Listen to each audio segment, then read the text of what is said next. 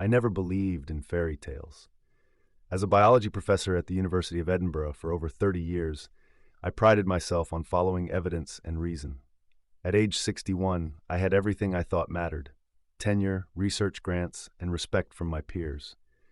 My name, Dr. Reginald Peterson, appeared in prestigious journals, and I'd written 5 books debunking religious experiences. My flat in Stockbridge overlooked the water of Leith. Every morning, I'd sit on my balcony with black coffee, reading scientific papers and occasionally glancing at the mist rising over Arthur's Seat. I lived alone. Marriage never interested me. My work was my life. That morning started like any other. I was preparing slides for my lecture on plant evolution when my phone buzzed. It was my colleague, Dr. Amelia Sharma, inviting me to speak at an atheist convention in Manchester. I immediately accepted. These events were always enjoyable. Sharing stage time with other rational minds, dismantling religious arguments with logic and wit. "Great news, Reginald," Amelia said. "Christopher Hitchens confirmed too. You'll be on the main panel together." I smiled. Hitchens was one of my heroes. His book, God Is Not Great, had influenced my own work significantly. "Perfect. Send me the details," I replied, already planning my presentation. I'd focus on how modern botany explains away near-death experiences. The irony of what was about to happen still haunts me. After the call, I headed to the university in my Volvo XC40. The morning mist had cleared, revealing a bright March day. Traffic on the A702 moved smoothly until we approached the city bypass. That's when everything changed. I was switching lanes when I noticed a lorry transporting long timber logs swaying dangerously. The driver had taken the curve too fast. Before anyone could react, the straps snapped. Time seemed to slow as I watched several logs break free, bouncing across lanes like deadly projectiles. One log smashed through my windshield. The last thing I remember was a flash of brown and the terrifying sound of breaking glass. My airbags deployed, but the log had already done its damage. It struck my chest with devastating force, crushing my rib cage and puncturing my lung. The pain was unlike anything I'd experienced. My consciousness flickered like a dying light bulb. I heard distant sirens and voices shouting, but they seemed to come from another world. Blood filled my lungs. Each breath became increasingly difficult. As a scientist, I'd always viewed death clinically, just the cessation of brain activity, nothing more. But as darkness crept into my vision, an inexplicable fear gripped me. Not the normal fear of dying, but something deeper, more primal. A voice in my mind whispered that I'd been wrong about everything. My last coherent thought was of the lecture I'd never give. How absurd it seemed now, planning to debunk near-death experiences when I was about to have one myself. Then everything went black. The paramedics would later tell me that I was clinically dead for 9 minutes. My heart had stopped completely. They used the defibrillator 6 times before getting a pulse. The log had missed my spine by mere centimeters, which is the only reason I survived. But those 9 minutes, they lasted an eternity. What I experienced during that time changed everything I believed about reality, consciousness, and the afterlife. The mysteries I'd spent my career trying to disprove through science became terrifyingly real. In my atheist worldview, death was simply non-existence, like turning off a computer. There couldn't be consciousness without a functioning brain. I'd argued this point countless times in debates and lectures. I'd written entire chapters explaining how near-death experiences were just hallucinations caused by a dying brain. My certainty made me arrogant. I'd mock religious people, calling them deluded and superstitious. I saw myself as intellectually superior, a beacon of rational thought in a world plagued by primitive beliefs. My office wall displayed framed articles I'd written with titles like God, Humanity's Greatest Fiction, and Religion in the Age of Science, a Dying Delusion. I belonged to several atheist organizations and regularly appeared on podcasts discussing the incompatibility of science and faith. My YouTube channel, Reality Check with Dr. Peterson, had over 300,000 subscribers. I'd built my entire identity around being the voice of reason against religious superstition. Just the week before my accident, I'd given a lecture to my freshman biology class about the importance of skepticism. Never believe anything without evidence, I told them. The scientific method is our only reliable path to truth. If only I'd known how limited my understanding was, how arrogantly I'd dismissed thousands of years of human spiritual experiences.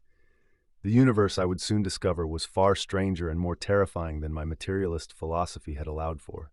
My apartment was filled with books by famous atheist authors, Dawkins, Hitchens, Harris. Their arguments had seemed so convincing. We were all so sure of ourselves, so certain that we'd figured it all out. We thought we were liberating humanity from primitive superstitions. I'd often quote Carl Sagan's famous line, "Extraordinary claims require extraordinary evidence." The irony is that I was about to receive the most extraordinary evidence possible, but in a way I never could have anticipated. The morning of my accident, I'd been working on a paper critiquing studies of consciousness survival after death. My desk was still covered with research papers claiming evidence for the afterlife. I'd highlighted passages I planned to debunk, scribbling notes in the margins about methodological flaws and confirmation bias. My computer screen showed a half-finished email to a colleague at Cambridge, discussing how botany didn't support spiritual interpretations of reality. We were planning a joint paper on why consciousness couldn't exist without a physical brain. Looking back, I see how my scientific achievements had made me prideful. I'd won the Linnaeus Medal 4 years prior for my work on plant genetics. My latest book, The World Without God, had spent 8 weeks on the Sunday Times bestseller list. I was the go-to expert whenever media needed someone to explain why religious experiences were merely brain phenomena. Living alone reinforced my isolation from different viewpoints. My few relationships had ended because I couldn't respect partners who held spiritual beliefs. I saw them as intellectually inferior. My closest friends were all fellow academics who shared my materialist worldview. My parents had been devout Christians, but I'd rejected their faith in high school after reading Darwin. Our relationship became strained when I publicly began attacking religion. Mom would send me letters about being worried for my soul. I'd respond with long explanations about why heaven and hell were primitive concepts incompatible with modern knowledge. That morning, I'd thrown away her latest letter without reading it. It still sat in my office trash can, unopened. She'd passed away 3 years ago, still praying for my conversion. At her funeral, I'd given a strictly secular eulogy, despite my father's wishes. I thought I was being rational. Now I realize I was being cruel. My office walls displayed my academic achievements, my Oxford doctorate, scientific awards, photos with famous atheist authors. No family photos. No art, just evidence of my intellectual pursuits and scientific materialism. I'd been scheduled to debate a Christian philosopher the following week. The prepared notes on my desk showed my planned arguments, the problem of evil, contradictions in religious texts, how morality evolved naturally. I'd intended to demonstrate once again why faith was incompatible with reason. Even my apartment reflected my worldview. The bookshelves held nothing but science and philosophy texts. My coffee table displayed issues of New Scientist and Nature. The only art was a framed quote from Nietzsche, "God is dead." The morning of my accident, I'd made notes for a new book project, Deconstructing the Divine, Why Religion Must Die. I planned to systematically dismantle every major faith tradition using scientific evidence. The publisher was excited about its potential to stir controversy. I'd also been organizing an atheist student group on campus. We met weekly to discuss strategies for countering religious influence in society. I saw myself as a mentor, helping young minds break free from supernatural thinking. Many students looked up to me as a role model of rational thought. My Volvo's dashboard clock showed 8:47 a.m. when I left for campus. The accident would happen at 9:13 a.m. In those final minutes of my old life, I was mentally rehearsing arguments against the existence of souls. The universe, I believed, was nothing but matter and energy operating according to physical laws. I had no idea I was about to discover how catastrophically wrong I was. The experience that awaited me would shatter every assumption I'd built my worldview upon. But first, I had to die. The timber log that ended my old life was 10 feet long, 5 inches in diameter, and weighed nearly 100 pounds. When it broke through my windshield, it was traveling at approximately 50 miles per hour. The physics I'd taught for decades calculated the devastating force of that impact. As consciousness faded, I remembered a student once asking me, "What happens after death?" "Nothing," I'd replied confidently. "When the brain stops, experience ends. Anyone who tells you otherwise is selling comfortable lies." Those would be the last words I'd speak as an atheist. Because in the 9 minutes that followed, I would learn the true meaning of terror, and the comfortable lies I would discover were the ones I'd been telling myself. The moment my heart stopped, I felt myself being pulled away from my body. There was no peaceful tunnel of light, no comforting presence, just a violent, wrenching sensation as my consciousness separated from my physical form. I watched from above as paramedics worked frantically on my bloody, broken body in the wreckage of my Volvo. But this wasn't like the floating experiences I'd read about in NDE research. The separation was painful, like having every cell torn apart simultaneously. And the clarity was frighteningly real. No dreamlike qualities, no haziness. My mind was sharper than it had ever been. Initially, I tried to rationalize what was happening. Dying brain, DMT release, oxygen deprivation, all the explanations I'd used in my lectures. But deep down, I knew this was different. The quality of consciousness was too acute, too coherent for a hallucination. Then the descent began. The world around me started to darken, not like normal darkness, but something alive and malevolent. The temperature dropped rapidly. An overwhelming sense of dread crushed my being. I felt myself falling at impossible speeds through layers of increasing darkness. The air, if you could call it that, became thicker, heavier with each passing moment. It felt like drowning in ice-cold treacle, and the smell, a putrid mixture of decay and sulfur that would have made me vomit if I'd had a physical body. As I fell, I began hearing voices, countless voices wailing in agony. They weren't distant or muffled, but crystal clear and all around me. I recognized different languages, ancient and modern, all crying out in various forms of torment. The sound was maddening in its intensity. Suddenly, I stopped falling. I found myself in what appeared to be a vast cavern, dimly lit by an unseen reddish light source. The walls were black rock, wet with something that looked like blood. The ground beneath me was hot and seemed to pulse with malevolent energy. That's when I saw them. Walking among the tortured souls were figures I recognized, scientists and philosophers whose work I'd admired. Carl Sagan was there, his face contorted in agony as he wandered through the darkness. Near him I saw Christopher Hitchens, no longer eloquent but reduced to wordless screams. Stephen Hawking appeared, but not in his wheelchair. His restored body only amplified his suffering as he experienced the full physical sensation of torment. The sight of these brilliant minds reduced to such a state shook me to my core. I tried calling out to them, but they couldn't hear me. Each was trapped in their own private hell, reliving the moments they denied divine truth. Their arguments against God's existence echoed mockingly in this place where his absence was the very source of torture. Darwin was there too, but not as the confident naturalist from his portraits. He was on his knees, weeping, watching endless replays of how his work had led millions away from faith. The theory he'd developed to explain God's creation had become a weapon against belief itself. In a particularly dark corner, I found Richard Dawkins. The author of The God Delusion was no longer delighted with his clever arguments against religion. Instead, he was forced to witness, again and again, how his words had hardened people's hearts against spiritual truth. What horrified me most was seeing my own books and lectures being played on floating screens throughout the cavern. Every mocking argument I'd made against faith, every student I'd influenced toward atheism, every smug dismissal of religious experience, all of it was displayed in excruciating detail. The temperature continued to rise, not like normal heat, but a spiritual burning that penetrated to the core of my being.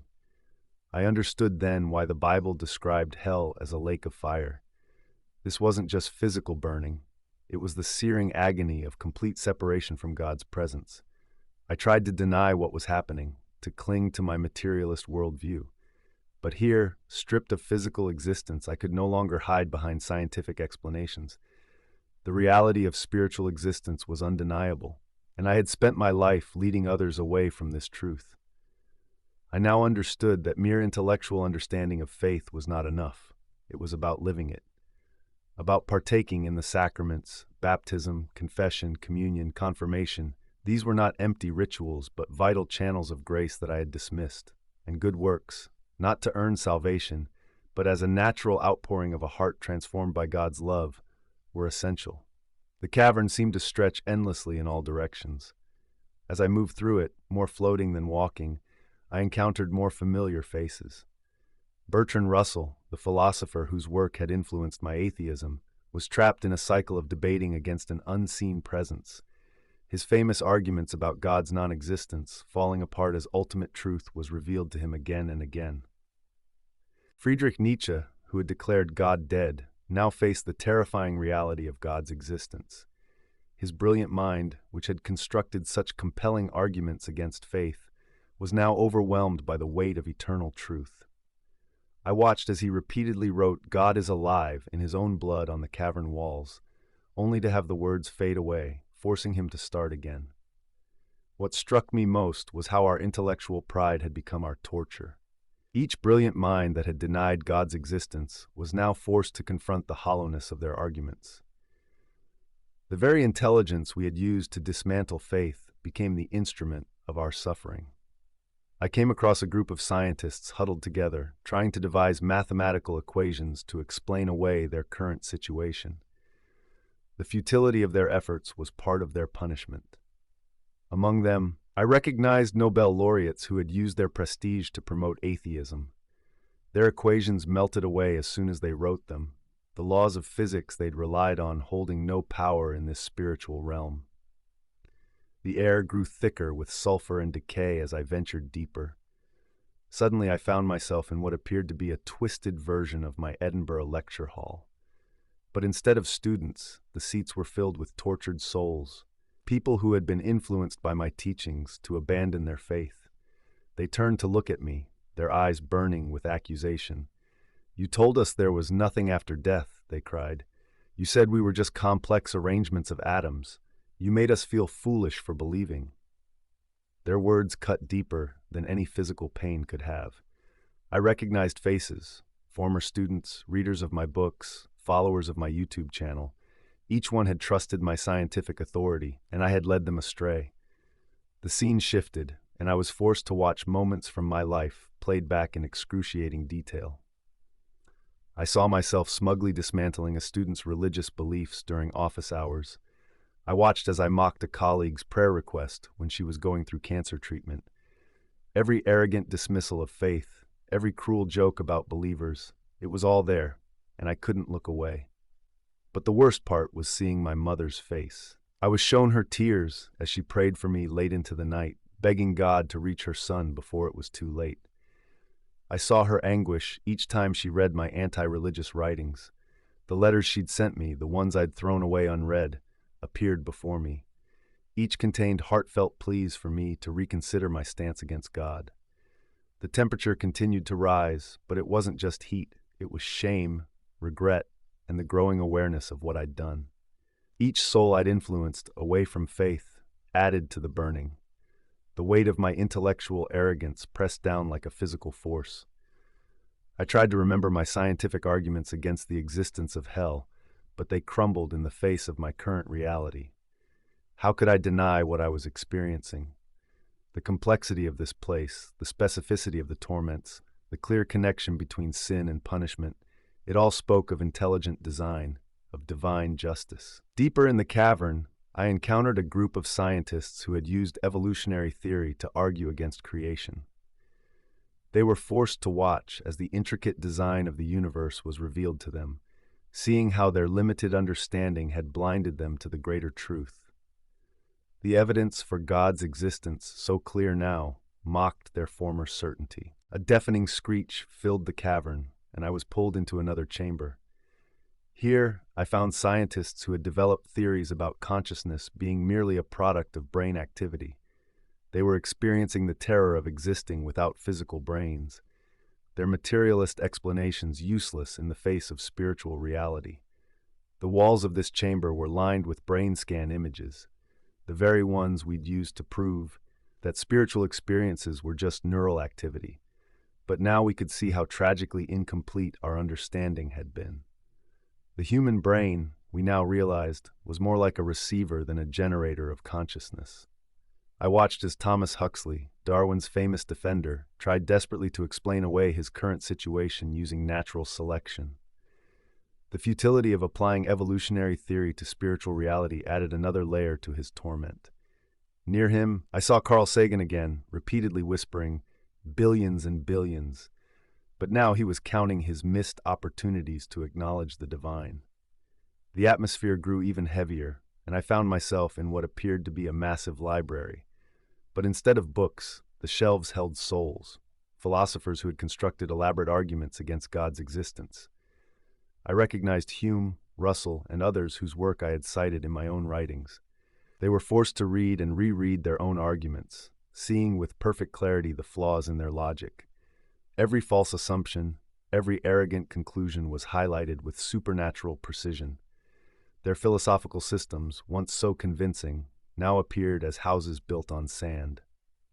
I moved through the library, encountering more contemporary atheist writers.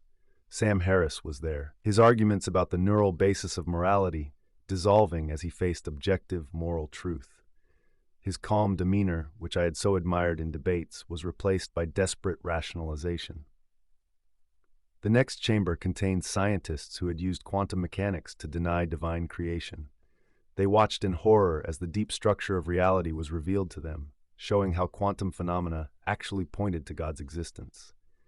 Their equations, which they had used to explain away the need for a creator, now testified against them. I recognized Steven Weinberg, who had famously said, "The more the universe seems comprehensible, the more it seems pointless." Now he saw purpose and design everywhere, and the weight of his willful blindness crushed him. His Nobel Prize offered no comfort in this place where ultimate truth couldn't be denied. My own special torment continued as I was forced to watch videos of my lectures. Each time I had confidently declared that death was the end, that consciousness couldn't survive without a brain, that near-death experiences were hallucinations. These moments played on endless loop. The absolute certainty in my voice, once a source of pride, now filled me with shame. I saw myself receiving awards from atheist organizations, being celebrated for my courage in opposing religion. Each accolade now felt like a burning coal pressed against my consciousness. The very achievements I had been most proud of were evidence of my role in leading others astray. The cavern shifted again, and I found myself in what seemed to be a vast courtroom. But instead of a human judge, there was only an overwhelming presence of perfect justice. Before this presence, all my scientific achievements meant nothing. My academic credentials, my publications, my influence, all of it was worse than worthless because I had used them to turn people away from truth. The air grew even thicker with the smell of sulfur, and the heat became more intense. I watched as other scientists tried to take temperature readings, to apply the scientific method to their surroundings. Their instruments melted away, their attempts at empirical measurement useless in this spiritual realm. I encountered a group of neuroscientists who had spent their careers studying consciousness. They were experiencing what they had claimed was impossible: consciousness without neural activity. Their materialist theories crumbled as they existed in complete awareness without physical brains. Each attempt to explain their situation through neuroscience added to their torment. The scene changed again, and I found myself in what appeared to be a twisted version of a scientific conference.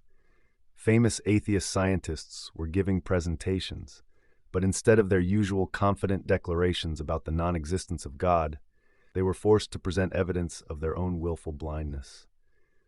Lawrence Krauss was there, desperately trying to explain how something came from nothing while facing the undeniable evidence of divine creation. His theories about quantum fluctuations creating the universe now seemed painfully inadequate as the full scope of God's creative power became clear.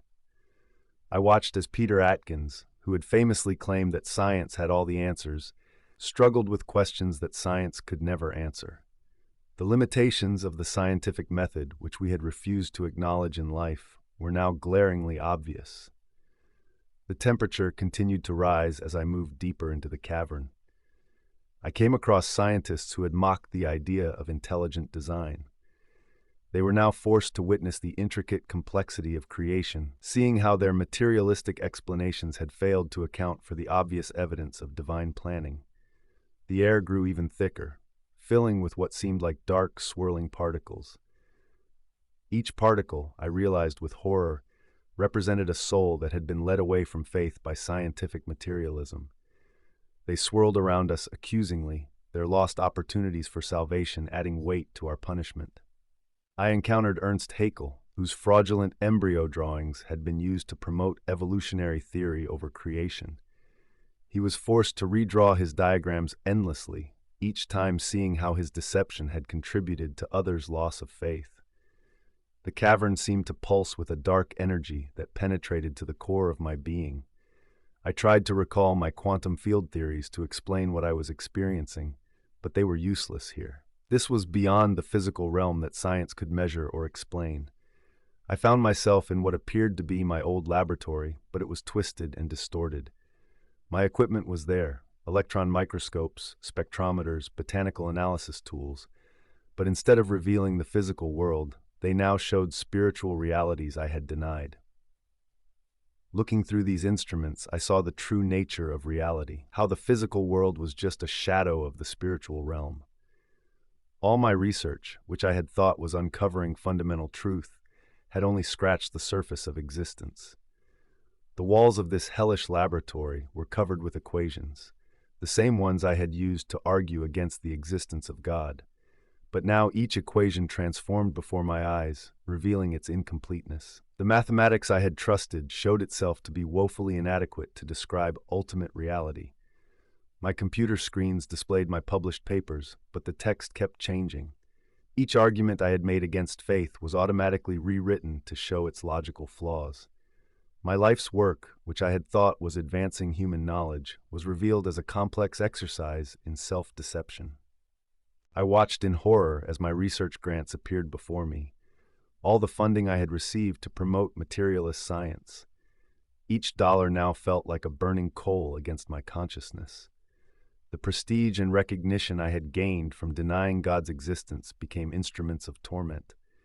The laboratory scene morphed into a vast auditorium filled with the souls of scientists who had used the Big Bang Theory to deny the need for a creator.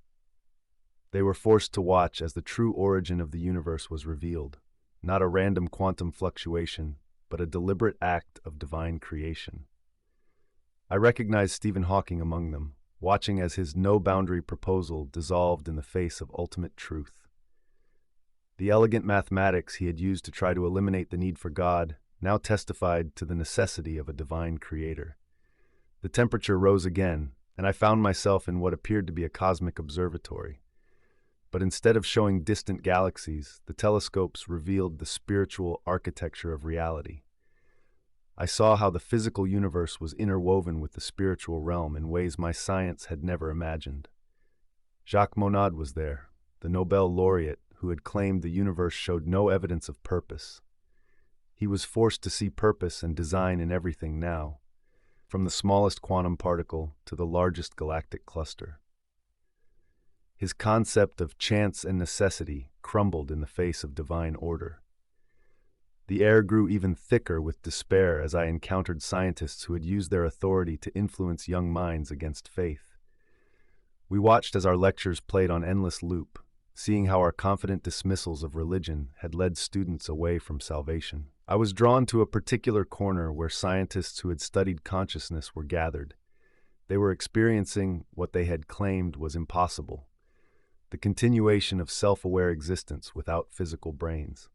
Their materialist theories about consciousness being merely brain activity were shown to be tragically incomplete. The Severn shifted again, and I found myself in what seemed to be an infinite library of lost opportunities. Each book contained detailed accounts of moments when we could have acknowledged God's existence, but chose not to. The evidence we had ignored, the spiritual experiences we had dismissed, the prayers we had mocked, all were recorded here. I saw Francis Crick, who had dedicated his later career to reducing consciousness to neural activity. He was forced to experience consciousness without neurons, his materialist framework unable to explain his current state of awareness. The heat became more intense as I encountered philosophers of science who had argued that only physically measurable phenomena were real. They were now faced with the reality of a realm that defied physical measurement but was undeniably real. Victor Stenger was there, the physicist who had claimed to find no evidence for God. He was now surrounded by evidence so overwhelming that his former arguments seemed like a child's attempt to deny the existence of the sun while standing in daylight. The cavern's atmosphere grew even heavier as I encountered a group of scientists who had specialized in debunking religious experiences. They were now experiencing something that defied all their materialist explanations. Among them was Michael Persinger, who had tried to explain away religious experiences as temporal lobe phenomena. He was now faced with the reality of spiritual existence that no neural activity could account for.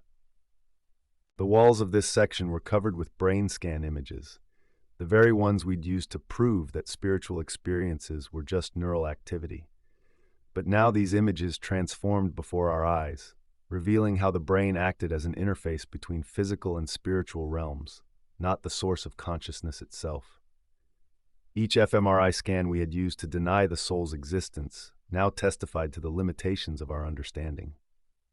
I was drawn to a particular chamber where scientists who had studied near-death experiences were gathered. Susan Blackmore was there, the psychologist who had spent her career explaining NDEs as hallucinations. She was experiencing what she had claimed was impossible, consciousness existing completely separate from the brain. Her theories about dying brain cells producing NDEs now seemed painfully inadequate as she faced the reality of spiritual existence. The heat intensified as I moved deeper into the cavern. I found myself in what appeared to be an endless laboratory, where scientists who had used quantum mechanics to deny free will were gathered. They watched in horror as the true relationship between consciousness and quantum phenomena was revealed, showing how their deterministic interpretations had missed the deeper reality of human moral responsibility. Every corner of this vast space held new torments. I encountered Daniel Dennett, who had argued that consciousness was just an illusion created by brain processes. He was now experiencing consciousness more vividly than ever, but without any brain to create the supposed illusion. His philosophical arguments about consciousness being a user illusion dissolved in the face of raw spiritual awareness. The air grew thicker with what seemed like dark matter, but this substance was alive with malevolent intelligence. Each particle contained the memories of times we had convinced others to abandon their faith in favor of scientific materialism. The weight of these lost souls pressed down on us with supernatural precision. I was drawn to a section where scientists who had studied the origin of life were gathered.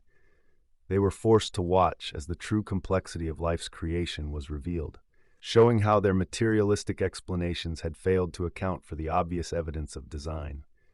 Stanley Miller was there, watching his famous experiment that had given false hope to materialist origins of life theories. He saw now how the careful orchestration of life's beginning required divine intelligence. The cavern shifted again, and I found myself in what appeared to be an infinite library. But instead of books, the shelves contained videos of every public statement we had made denying God's existence. I was forced to watch myself on numerous talk shows, debates, and lectures, seeing how my confident assertions about the non-existence of spiritual reality had influenced others away from truth. Richard Lewontin was there, forced to confront his famous admission that scientists accepted materialism despite the evidence because they cannot allow a divine foot in the door. The arbitrary nature of this philosophical commitment was now painfully clear as we experienced a reality that our materialist framework had refused to acknowledge. The temperature continued to rise as I encountered scientists who had used evolutionary theory to argue against divine purpose. They were shown how natural selection, which they had seen as an alternative to design, was actually a mechanism of God's creative process. The evidence for design that they had willfully ignored was now impossible to deny. I watched as Richard Dawkins was forced to revisit every word of the God delusion. Each argument he had made against God's existence was systematically dismantled by reality itself. His clever rhetoric which had convinced so many to abandon faith, now added to his torment as he saw how deeply flawed his reasoning had been. The cavern seemed to pulse with dark energy, as I encountered scientists who had claimed that morality could be explained purely through evolution. They now faced the reality of objective moral truth that transcended physical processes. The inadequacy of their attempts to ground ethics in biology was painfully apparent as they experienced the reality of divine moral law. In one particularly horrifying section, I found scientists who had used their expertise to argue against the possibility of miracles. They were forced to watch as the full scope of God's interaction with the physical world was revealed, showing how their rigid naturalism had blinded them to divine intervention. The torment intensified as I encountered more familiar faces from the scientific community. James Randi, the famous skeptic who had made a career of debunking supernatural claims, was there. He repeatedly tried to devise tests to prove our current existence was an illusion, but each attempt only confirmed the reality of our spiritual state. His famous $1 million challenge for proof of supernatural phenomena now seemed like a cruel joke as he faced undeniable spiritual reality. I watched as B.F. Skinner, who had reduced human consciousness to mere behavioral responses, faced the reality of the soul's existence. His mechanistic view of human nature crumbled as he experienced consciousness without a physical brain to generate behaviors. Near him, I saw John Watson, the behaviorist who had dismissed the soul as superstition, struggling to explain our current existence through stimulus and response. The cavern structure seemed to shift and transform, revealing deeper layers of torment. I found myself in what appeared to be an infinite museum of scientific errors. Each exhibit showed how our materialist assumptions had led us astray. Ernst Meckel's fraudulent embryo drawings were there, but now they transformed to show the true complexity of divine creation that he had tried to oversimplify. The temperature rose again as I encountered scientists who had used anthropology to argue against universal moral truth. They were forced to witness how their moral relativism had undermined absolute standards of right and wrong. Margaret Mead was there, watching how her work had been used to deny objective moral reality. Her cultural relativism offered no comfort in this place, where absolute truth couldn't be denied. In a particularly devastating section, I found scientists who had used their authority to influence education policy. We were forced to watch as our efforts to remove all mention of divine creation from science classrooms played out before us. Each student led away from faith by our incomplete teaching added to our torment. I saw Eugene Scott, who had fought against including any possibility of design in science education, now facing the reality of divine creation she had worked so hard to exclude. The air grew thicker with what seemed like dark antimatter, but this substance carried the weight of spiritual consequence. I encountered Paul Kurtz, founder of the Committee for Skeptical Inquiry, watching as his life's work of promoting scientific skepticism of spiritual reality was revealed as a systematic exercise in self-deception. His carefully constructed arguments against the supernatural now collapsed in the face of undeniable spiritual existence. I was drawn to a chamber where scientists who had studied human consciousness were gathered. Roger Sperry was there, the Nobel laureate who had tried to reduce consciousness to brain-hemisphere interactions. He watched in horror as the true nature of consciousness as a spiritual phenomenon was revealed. His split-brain research, which he had used to support materialist views of mind, now showed itself to be a study of consciousness's interface with the physical world, not its source. The cavern shifted again, revealing a vast amphitheater where scientists who had promoted philosophical naturalism were assembled. Daniel Dennett was there again, watching as his concept of consciousness as a user illusion was systematically dismantled. The real illusion we now saw had been our belief that physical processes could explain all of reality. I encountered Patricia Churchland, who had spent her career trying to reduce consciousness to neural activity. She was experiencing what she had claimed was impossible: consciousness without neurons. Her philosophical program of eliminating mental phenomena in favor of brain processes now appeared as a tragic misunderstanding of human nature. The heat became more intense as I found myself in what appeared to be an infinite library of ignored evidence. Each book contained detailed accounts of scientific discoveries that pointed to divine design, evidence we had willfully interpreted through materialist assumptions. The fine-tuning of physical constants, the complexity of DNA, the emergence of consciousness, all of these now revealed their true significance as signs of divine creation. I watched as Max Planck's famous quote, "Science advances one funeral at a time," took on new meaning. We had thought we were advancing toward truth by abandoning religious ideas, but now we saw how each step away from God had been a step deeper into error. Our scientific achievements, which we had seen as progress, had often served to lead others away from ultimate truth. The torments of hell were beyond anything my scientific mind could have imagined, but what happened next shattered my understanding even further.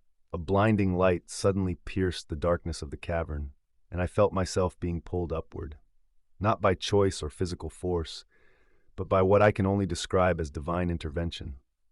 As I ascended, I heard a voice, not audible in the physical sense, but penetrating directly into my consciousness. It spoke with an authority that made every scientific argument I had ever encountered seem childish in comparison. This was the voice of absolute truth, and it began to show me where my life had gone wrong. I was shown a series of visions, each more revealing than the last. I saw how my intellectual pride had been my downfall. Every moment I had chosen human reasoning over divine truth played before me. But these weren't just memories. I experienced them from multiple perspectives simultaneously. I saw my mother praying for me late into the night, tears streaming down her face as she begged God to reach me before it was too late. I felt her anguish as she read my atheist publications, watching her son use his God-given intelligence to lead others away from salvation. The voice showed me how I had misused the gift of scientific understanding. Instead of seeing the complexity of creation as evidence of divine design, I had used it to construct elaborate arguments against God's existence. My research papers, which I had thought were advancing human knowledge, had actually been sophisticated exercises in spiritual rebellion. I was shown the true nature of reality, how the physical universe was just a shadow of spiritual truth. All the phenomena I had studied, quantum mechanics, relativity, evolutionary processes, were revealed as mechanisms of God's ongoing creation. The mathematics I had used to explain away divine action now showed itself to be a description of how God sustains the universe. The most painful revelations concerned the people I had influenced. I saw students who had come to my classes with genuine faith, only to have it eroded by my materialist teachings. I witnessed how my books and lectures had contributed to a culture of skepticism that made it harder for people to maintain their belief in God. I was shown famous atheist scientists throughout history, people whose work I had admired and emulated. But now I saw how their intellectual achievements, impressive as they were in human terms, had often served to lead people away from spiritual truth. Their theories, which I had thought represented the pinnacle of human understanding, now seemed tragically incomplete. The voice showed me how science, properly understood, pointed to God's existence. The fine-tuning of physical constants, the complexity of biological systems, the emergence of consciousness, all these phenomena that we had struggled to explain through purely materialist mechanisms were actually evidence of divine design. I saw how my understanding of consciousness had been completely backward. Instead of being a product of brain activity, consciousness was revealed as a fundamental aspect of spiritual reality. The brain wasn't a generator of consciousness, but a receiver, an interface between the physical and spiritual realms. The voice revealed the true nature of hell, not just a place of physical torment, but a state of complete separation from God's presence. The suffering I had witnessed wasn't arbitrary punishment, but the natural consequence of choosing to exist apart from the source of all truth and goodness. It also revealed that it was not enough to simply acknowledge Christ, but to actively participate in his church, to receive the sacraments, especially the Eucharist, which I had dismissed as mere symbolism. I saw how the graces offered through these holy rituals were essential for spiritual nourishment and growth, preparing souls for eternal life with God. My failure to understand this had not only harmed me, but countless others. I was shown how my scientific materialism had been a form of idolatry, worshiping human reason and empirical evidence while ignoring spiritual reality. The voice revealed how each scientific discovery that I had used to argue against God's existence was actually a glimpse into divine creative processes. The most devastating revelation concerned the nature of time and eternity. I saw how our linear, scientific conception of time was just a limited perspective on an eternal reality. The hell I had witnessed wasn't just a place of future punishment. It existed right now, alongside our physical universe, separated only by the veil of material existence. I was shown the true significance of Jesus Christ, not just as a historical figure or moral teacher, but as the physical manifestation of God Himself. All my clever philosophical arguments against the Incarnation now seemed embarrassingly inadequate. The voice revealed how the laws of physics I had studied were actually descriptions of how Christ holds all things together, as Scripture had claimed. The revelation continued with a detailed showing of how my scientific work had affected others. I saw conferences where my presentations had influenced other scientists toward atheism. I witnessed graduate students who had adopted my materialist philosophy, then spread it to their own students. The ripple effect of my intellectual rebellion was staggering. My research on consciousness, which I had thought was pushing the boundaries of human knowledge, was revealed as a systematic misunderstanding of human nature.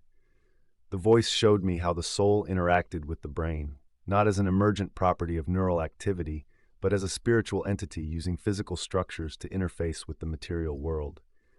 I was shown the true nature of evolution, not as a blind, purposeless process that eliminated the need for God, but as a magnificent mechanism of divine creativity. The intricate dance of mutation and selection was revealed as evidence of God's ongoing involvement in creation, not an alternative to it. The quantum mechanics I had studied took on new meaning.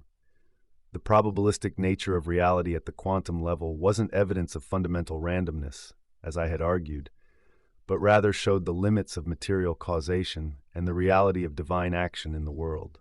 Most humbling was the revelation about human intelligence itself. I saw how the very capacity for scientific reasoning that I had used to deny God's existence was actually a gift from God, a limited sharing in divine rationality that should have led me toward, not away from, its source. The voice showed me how my philosophical naturalism had been self-defeating. By insisting that only natural explanations were valid, I had arbitrarily excluded the possibility of supernatural truth before examining the evidence. This methodological assumption, which I had thought was scientific rigor, was actually a form of willful blindness. I witnessed how my public debates against religious believers had been exercises in arrogance. While I had prided myself on my logical arguments and scientific evidence, I had been missing the deeper truth that my opponents were trying to express. Their personal experiences of God, which I had dismissed as subjective and unreliable, were actually more reliable guides to ultimate reality than my empirical methods. The revelation extended to the nature of morality. I saw how my attempts to ground ethics in evolutionary psychology had missed the fundamental reality of moral truth. The moral law wasn't just a product of social evolution, as I had argued, but a reflection of God's character, an eternal standard that existed independently of human recognition or acceptance. Each scientific paper I had published was shown to me in a new light. The data was accurate, the mathematics was correct, but the materialist interpretations I had imposed on them were tragically flawed. Like a person insisting that a Shakespeare play was nothing but ink on paper, I had focused on the physical mechanisms while missing the deeper meaning they expressed. The voice showed me moments from my teaching career that I had completely misinterpreted. I remembered a young student named Fiona who had come to my office hours, struggling to reconcile her faith with evolutionary theory.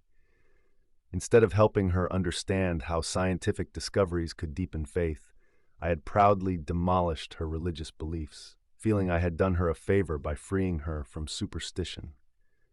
Now I saw her later life, how that conversation had started her on a path away from God, eventually leading others astray as well. My YouTube channel, Reality Check with Dr. Peterson, was revealed in its true impact. Each video I had made, debunking religious experiences and promoting materialism, had reached thousands of viewers, planting seeds of doubt that grew into full-blown atheism. The analytics I had been so proud of, hundreds of thousands of views, countless supportive comments, now represented souls I had helped turn away from truth. The revelation turned to my participation in scientific organizations. I saw meetings where I had advocated for stricter materialist interpretations of data, pushing out any colleagues who suggested divine design might be worth considering. Committee decisions I had influenced had shaped department policies, research directions, and funding priorities, all subtly biased against any hint of supernatural reality. My work on consciousness studies was particularly devastating to revisit. The voice showed me how close we had actually been to discovering spiritual truth through our research, but our materialist assumptions had led us to misinterpret the data. The neural correlates of consciousness we had studied weren't the source of conscious experience, but rather the interface point between physical and spiritual reality. I was shown the true nature of the fine-tuning problem in physics, how the fundamental constants of nature were precisely calibrated to allow for life. I had dismissed this as either coincidence or evidence of a multiverse, but now I saw it as clear evidence of divine design. The mathematical beauty I had attributed to blind natural law was actually a reflection of God's rational nature. The voice revealed how my understanding of information theory had been backward. The complex specified information in DNA that I had tried to explain through purely natural mechanisms was actually evidence of divine intelligence. The genetic code wasn't just a product of evolution, it was a literal instance of the Word becoming flesh, the divine logos expressing itself in biological form. I saw how my research into quantum decoherence, attempting to explain how quantum peculiarities transform into classical behavior, had actually been probing the boundary between spiritual and physical reality. The measurement problem in quantum mechanics wasn't just about observers and wave functions. It was about the interaction between consciousness and physical reality at a fundamental level. My publications on the origin of life were shown to me in excruciating detail. The chemical evolution scenarios I had proposed, which seemed so plausible within a materialist framework, now appeared hopelessly inadequate. The gap between non-living matter and the simplest cell was revealed as unbridgeable by purely natural processes. The origin of life required divine action. The revelation extended to my work on artificial intelligence. My confident predictions about machines eventually achieving consciousness were shown to be fundamentally flawed. Consciousness wasn't an emergent property of complex information processing. It was a spiritual reality that no physical system could replicate. I was shown conferences where I had presented alongside other prominent atheist scientists. Our clever arguments and mutual reinforcement had created an intellectual bubble, insulating us from serious consideration of spiritual reality. We had mistaken our ability to describe natural mechanisms for an explanation of ultimate causes. The voice then revealed something that shook me to my core, the true nature of time and how it related to salvation. I saw how each moment of existence was an opportunity for divine grace, but I had squandered thousands of these moments actively fighting against truth. My philosophical arguments about time being merely a physical dimension were shown to be tragically inadequate. Time was actually the arena of spiritual decision and eternal consequence.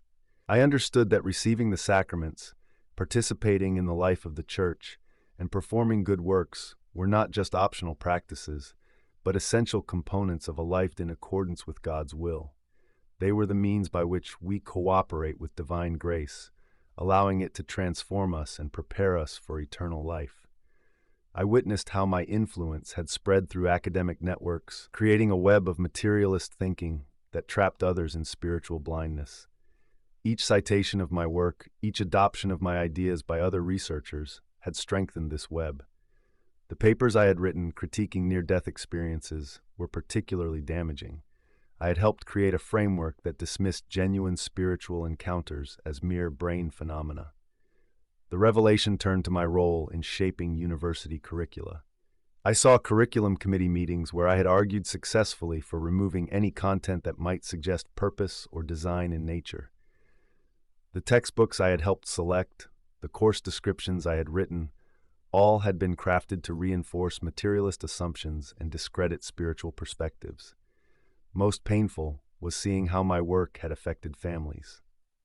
Parents who had trusted their children to university education watched helplessly as my teachings and those of colleagues like me systematically dismantled their children's faith.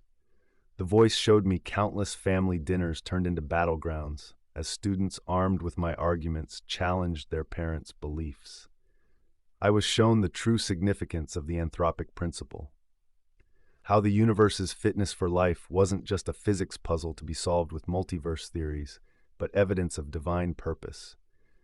The mathematical structures I had studied weren't just abstract patterns, but glimpses into divine rationality. The elegance of physical laws pointed not to blind necessity, but to intelligent design.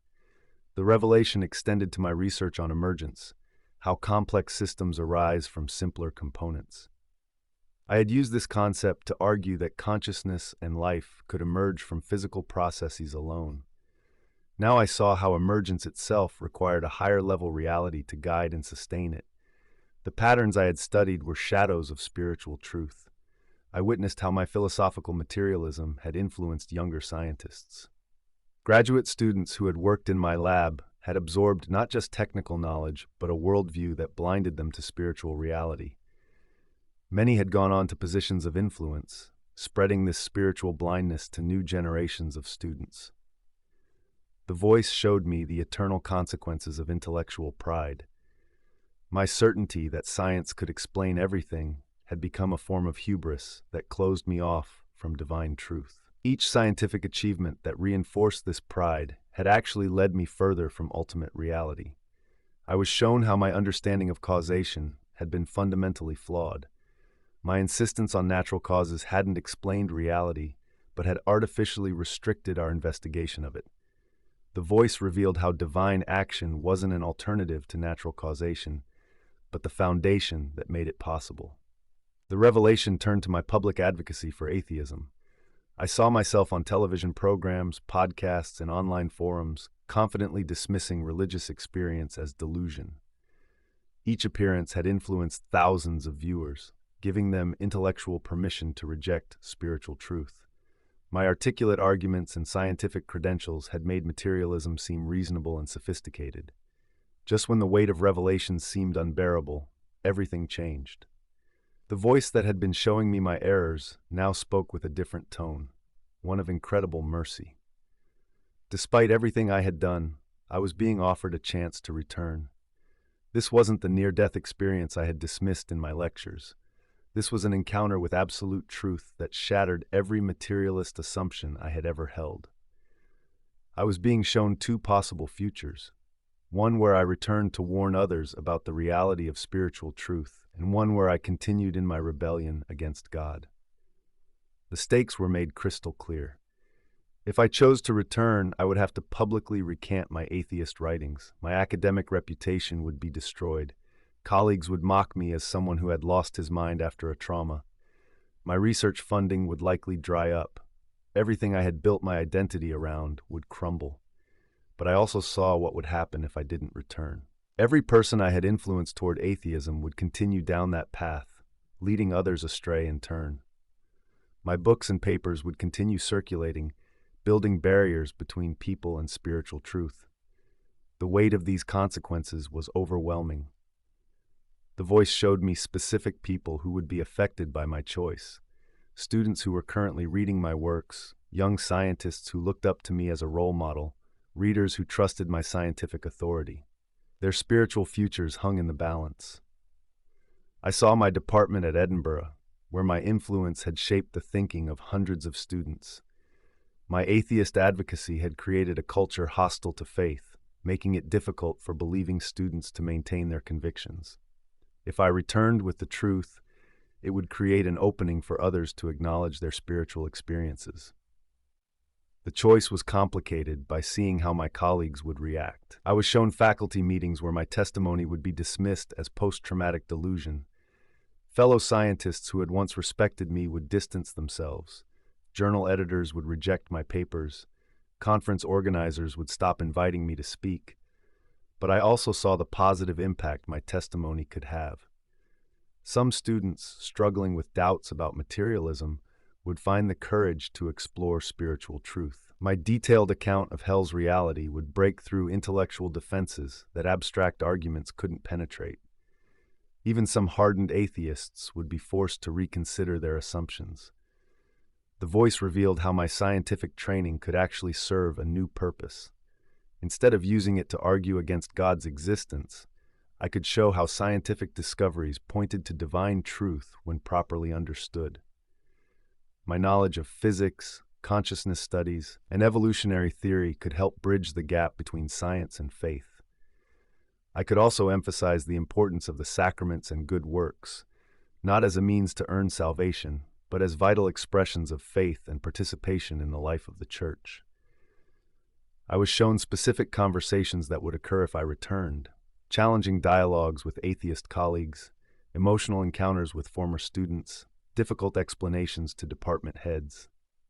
But I was also shown the seeds of truth that these conversations would plant, eventually bearing fruit in changed lives. The revelation extended to the impact on my family. My father, who had never lost hope for my conversion, would find his faith strengthened. Relatives who had stopped discussing religion around me would open up about their own spiritual experiences. My testimony would heal wounds that my atheism had created in family relationships. The weight of eternal consequences pressed upon me as I saw how my public testimony could counteract some of the damage my atheist writings had caused.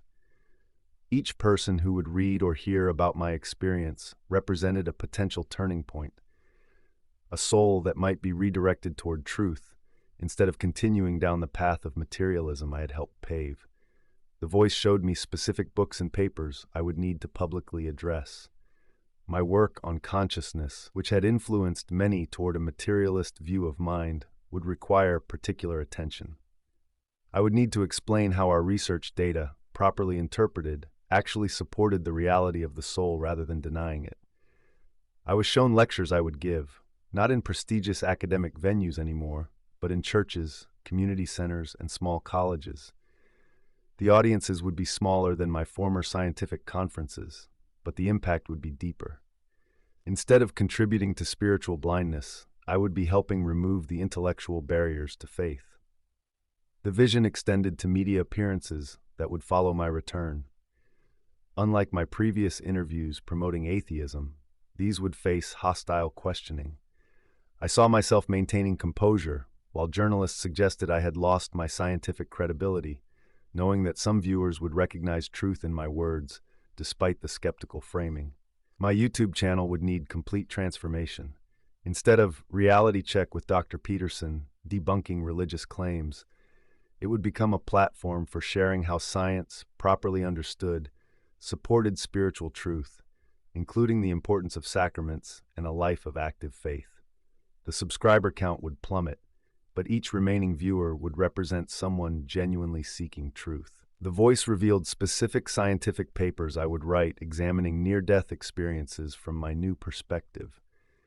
Most mainstream journals would reject them, but they would find homes in smaller publications where they could reach people wrestling with questions about consciousness and survival after death.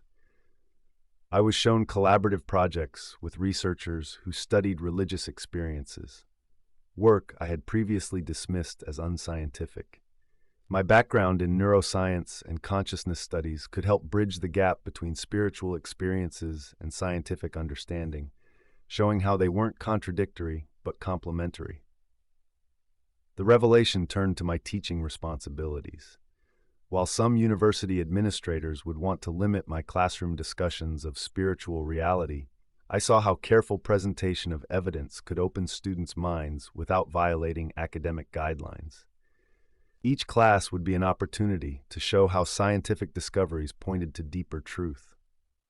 My research focus would shift dramatically. Instead of trying to reduce consciousness to brain activity, I would investigate how physical and spiritual realms interfaced. Many funding sources would dry up, but new opportunities would arise for exploring questions that materialist science had ignored. The voice showed me specific colleagues who would be impacted by my testimony. Some would react with hostility, seeing me as a traitor to scientific rationality, but others, secretly harboring doubts about materialism, would find courage to explore their own spiritual questions. I saw how my experience would affect the broader scientific community. While many would dismiss it, my detailed account would be difficult to explain away through standard materialist arguments. The scientific credentials I had been so proud of would now serve to make my testimony harder to ignore. The first thing I became aware of was the harsh fluorescent lighting of the hospital room. The steady beeping of monitors slowly came into focus. My chest felt like it had been crushed by a lorry, which, considering the timber log that had impaled me, wasn't far from the truth. "He's back," I heard a nurse say. "Dr. Peterson, can you hear me?" I tried to speak, but could only manage a weak nod. My throat was raw from the breathing tube they had just removed. The clock on the wall showed 9:47 a.m. Only 34 minutes had passed since the accident, yet I had experienced what felt like an eternity. The next few days in the ICU gave me time to process what had happened. The doctors called my survival miraculous. The log had missed my heart by mere millimeters. By all medical understanding, I should have died instantly. Instead, I had been given a second chance and a mission. My first visitor was Dr. Amelia Sharma, my colleague who had invited me to the Atheist convention. She came bearing my laptop, thinking I might want to work on my presentation while recovering. The sight of my saved files, lectures debunking near-death experiences, drafts of atheist articles made me feel physically ill. "Amelia," I managed to say, my voice still hoarse, "I'm not going to the convention." She looked confused. "Of course not. You need to recover first. But maybe in a few months." "No," I interrupted. "I'm not doing any more atheist talks, ever." The look on her face shifted from confusion to concern. She clearly thought the trauma had affected my mind. In the following weeks, this would become a common reaction from my academic colleagues. My father's visit was different. When I told him what I had experienced, he broke down crying. For 30 years, he and my mother had prayed for my conversion. Mom hadn't lived to see it, but her prayers had been answered. He also emphasized the importance of returning to the church, receiving the sacraments, and living a life of good works as an outward expression of my inward transformation. Recovery was slow and painful. Multiple surgeries were required to repair the damage from the log, but the physical pain was nothing compared to the emotional weight of knowing what I had to do next. My entire life's work would need to be publicly repudiated. I started with my YouTube channel. My last video as an atheist had over 250,000 views. The new video, titled "Why I Was Wrong, A Scientist's Journey to Truth," was posted 5 weeks after my accident. The comment section exploded with accusations of brain trauma, drug effects, and psychological breakdown. The University of Edinburgh Biology Department called an emergency meeting. My department head, Dr. Alistair McGregor, had been my mentor for 20 years. He listened patiently to my account, then suggested I take an extended leave of absence to process the trauma. "Reginald," he said gently, "near-death experiences can be very convincing, but you know the research. Dying brains produce all sorts of experiences." "I wrote that research, Alistair," I interrupted. "I was wrong. We were all wrong." The academic fallout was immediate and severe. Research collaborations were quietly terminated. Journal editors who had eagerly accepted my papers before now sent rapid rejections. Conference invitations dried up. My inbox filled with concerned emails from colleagues suggesting various neurologists and psychiatrists. The hardest part was facing my graduate students. They had chosen to work with me specifically because of my materialist approach to consciousness studies. Now, in a painful lab meeting, I had to explain my complete reversal of position. "Everything we've been studying about consciousness is fundamentally incomplete," I told them. "We've been looking at the interface mechanism while ignoring the deeper reality of the soul." I also spoke to them about the importance of sacraments and good works, explaining how these were not just empty rituals but vital channels of grace. Most of them requested transfers to other advisors. I couldn't blame them. Their careers would be tainted by association with a professor who now spoke openly about spiritual reality. Only one, my senior doctoral student named Priya, chose to stay. "I've had experiences I couldn't explain with our materialist models," she confessed after the others left, "but I was afraid to mention them." The university's administration was carefully neutral, protected by tenure policies. But my research funding quickly became problematic. The National Research Foundation grant proposal I had submitted before the accident was quietly declined. Private foundations that had supported my work now stopped returning calls. My public lectures changed dramatically. Instead of prestigious science conferences, I found myself speaking in churches and community centers.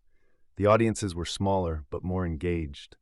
People would stay for hours afterward, sharing their own spiritual experiences that they had been afraid to discuss in academic settings.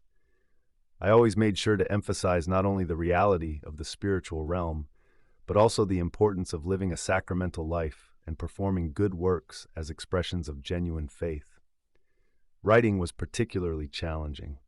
Every paragraph required dismantling arguments I had spent years constructing. My new book, Beyond Materialism, A Botanist Discovers Spiritual Reality, was rejected by my usual academic publishers. A smaller religious publisher finally accepted it, though their marketing reach was limited. The media reaction was predictable. The New Scientist, which had previously featured my work, now published a skeptical piece about near-death experiences and trauma-induced belief changes. Skeptic magazine, where I had once been a contributing editor, ran an article analyzing my conversion as a case study in post-traumatic stress response. My relationship with Christopher Hitchens, whom I had once considered a friend and mentor, ended with a brief email. "Reginald, sorry to hear about your accident. Even sorrier to hear about your subsequent confusion. Please don't list me as a reference anymore." But not all responses were negative. Students began appearing in my office hours with questions they had been afraid to ask other professors. Colleagues would quietly admit their own doubts about materialist explanations. A few even shared similar experiences they had never dared mention in academic settings. I received a surprising email from Dr. Francis Collins, a renowned geneticist known for his Christian faith. He had read about my experience and offered encouragement, having faced similar academic skepticism for his beliefs. My research focus shifted dramatically. Instead of trying to reduce consciousness to brain activity, I began studying how near-death experiences challenged our materialist frameworks. The data hadn't changed, but my interpretation of it had completely transformed. The University of Edinburgh Biology Department grew increasingly uncomfortable with my new research direction. While they couldn't fire me due to tenure, they reduced my teaching load to advanced electives, worried that my changed perspective would confuse introductory students. My office was quietly relocated from the main biology building to a smaller facility on the edge of campus. My former atheist allies launched a coordinated attack. A prominent blogger named Philip wrote a scathing post titled, "When Good Scientists Go Bad," analyzing my case as an example of how brain trauma can destroy critical thinking. Sam Harris devoted a podcast episode to explaining how near-death experiences can create convincing but false memories. The hardest moment came when I had to publicly address my own published work. In a lengthy article, I detailed how each of my arguments against spiritual reality had been flawed. I explained how our consciousness research, while technically accurate, had missed the fundamental nature of what we were studying. I also wrote about the importance of sacraments and good works, emphasizing that they were not a way to earn salvation, but a necessary response to God's grace. My academic reputation was in tatters, but something unexpected happened. People began reaching out from outside academia, doctors who had witnessed inexplicable recoveries, scientists who had private spiritual experiences they'd never dared share, students who felt torn between their faith and scientific careers. I started a new YouTube channel, Science and Spirit with Dr. Peterson. While my old channel had hundreds of thousands of subscribers, this one grew slowly. But the engagement was different. Instead of quick dismissals of religion, we had deep discussions about how scientific discoveries could illuminate spiritual truth. I made sure to emphasize in each video the importance of sacraments and good works in the life of a believer. The accident had left me with chronic pain and limited mobility. Simple tasks like walking to class became challenging, but the physical limitations helped keep me humble. Every twinge reminded me of the price of arrogance and the gift of a second chance. My father became my strongest supporter, helping me navigate both physical recovery and public criticism. He had watched silently for years as I had proudly dismantled religious beliefs. Now he watched as I rebuilt my understanding of reality on a new foundation. The most profound changes were internal. My old intellectual pride was replaced by a deep awareness of how limited human understanding really is.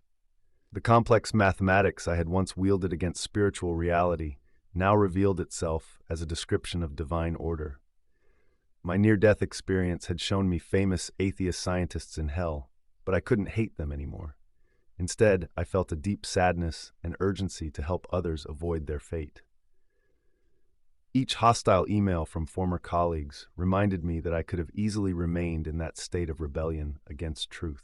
The scientific community had been my whole world, but now I found a different kind of community, one more interested in truth than academic prestige. While my papers no longer appeared in Nature or Science, my work began reaching people who were struggling with the same questions I had arrogantly dismissed. 1 year after my accident, I returned to the spot where the log had impaled me. The Edinburgh traffic flowed as usual, drivers unaware they were passing the place where a soul had been given a second chance. Standing there, I remembered the horrifying visions of hell and the incredible mercy that had allowed me to return. My new path isn't easy. Every day brings fresh challenges and criticism, but whenever I doubt my decision to speak out, I remember what I saw, the reality of eternal consequences and the souls being led astray by materialist philosophy. The loss of academic prestige seems trivial compared to the weight of eternal truth. To those still trapped in scientific materialism, especially my former colleagues, there are realities that our instruments can't measure and truths that our equations can't capture. The universe is far more than matter and energy. I know because I've seen it, and I'll spend whatever time I have left helping others see it too. The log that should have killed me sits mounted on my office wall, a reminder of both judgment and mercy. Below it, I've placed a simple quote that now guides my life. What does it profit a man to gain the whole world but lose his soul? If this story moved you, please hit the like button and subscribe to our channel. Don't forget to click the notification bell to stay updated on more powerful testimonies of faith and transformation. Share this video with someone who needs to hear that there's more to reality than what science can measure. Let's spread the truth together.